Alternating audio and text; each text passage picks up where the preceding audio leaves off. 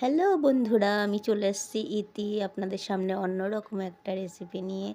আজকে রান্না করব পায়েস। মায়ের বাড়ি গিয়েছি তো, মার গরুর বাছুর হয়েছে, ওই জন্য বাড়িতে অনেক খাঁটি দুধ আছে। যেন হলো দুধ দিয়েই কর একটু পায়েসটাই।